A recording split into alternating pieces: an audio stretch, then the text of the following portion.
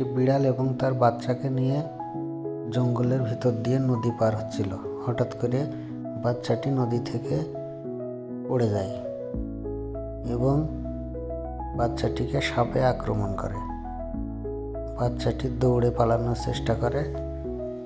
পরবর্তীতে বিড়ালের বাবা তাকে উদ্ধার করে এবং সাপের সাথে অনেক লড়াই করে। পরে সাপটিকে পরাজিত করে এবং বাচ্চাটিকে নিয়ে উপরের দিকে চলে আসে। বাচ্চাটি অনেক ক্লান্ত হয়ে পড়ে এবং বাচ্চাটিকে চাদরে মুড়ে রাখে।